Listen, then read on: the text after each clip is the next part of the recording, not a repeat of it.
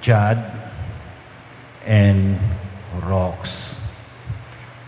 In just a few minutes, you will publicly express your love and pledge yourselves to each other for the rest of your life in the sacrament, in the sacred covenant of marriage. Jad at Rox, hindi ko alam kung saan kayong dalawa ay nagkakilala. Hindi ko alam yan, no? Hindi ko alam kung saan kayong dalawa nagkakilala. But I am sure that much has happened since that time. Obviously, during this time, you have grown and matured in your relationship with each other. And if you remain faithful to the vows you are about to make, Jad and Rox, your life ay magiging blessing ito sa bawat isa sa inyo at sa lahat ng mga taong malapit sa buhay ninyo. Ito'y blessing din ito para sa kanila. Mayroon isang magandang passage sa banal na kasulatan.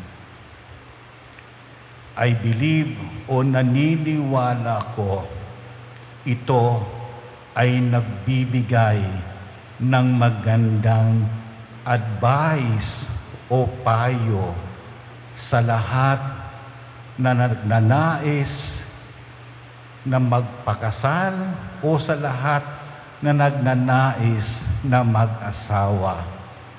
Hindi lang po ito sa mga nais mag-aasawa, sa nais na magpakasal o sa nais na mag-asawa, kundi para sa ating lahat. Ito'y nagbibigay ng advice at payo. Ang advice nito ay matatagpuan sa unang sulat ni San Pablo sa mga taga-Korento. Tinatawag itong love chapter of the Bible. Tinatawag itong love chapter of the Bible. But as beautiful as it is not about romantic love. Rather, it is about committed love. It is not about romantic love, but it is about committed love. Pakinggan ninyo, Jad at Rox, ang sinabi ni Saint Paul. Sabi ni Saint Paul, love is patient, love is kind. Love is patient, love is kind. Jad and Rox, sometimes you will be stressed. Sometimes you will be frustrated. Sometimes you will be, sometimes, Jad, you will be burned out. Sometimes you might want to give harsh criticism sa isang tao. Remember the words of Saint Paul, love is patient, love is kind. Pakinggan muli natin yung sinabi ni Saint Paul, love is not jealous, love is not boastful. Jad at Roxanne, huwag niyong i-compare ang inyong sarili sa isa't isa. Nasasabihin ng isa, mas matalino ako sa iyo, mas magaling ako sa iyo, mas mataas ang pinag-aralan ko sa iyo. Don't compare yourself to each other. Always remember the words of St. Paul.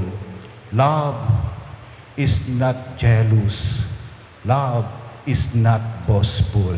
Dahil kung Jad at Rox, kung ito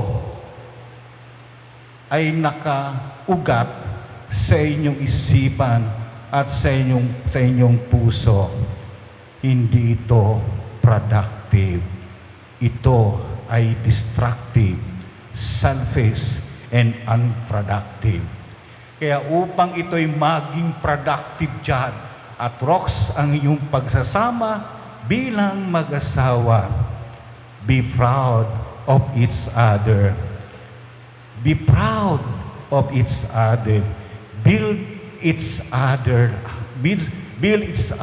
up, and learn to praise the beauty of life's partner.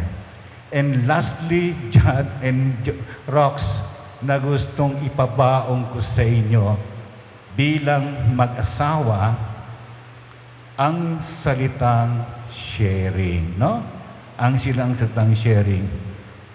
Kung mayroong sharing, pagbabaginan ang babae at lalaki, no doubt, the burden of married life become lighter. Kaya dyan, sharing, no? Kung nagbabaginan ang mag-asawa, no doubt, the burden of married life becomes lighter. So, Jad and Rox, tatayo kayo at inyong sasagutin ang mga susunod na katanungan.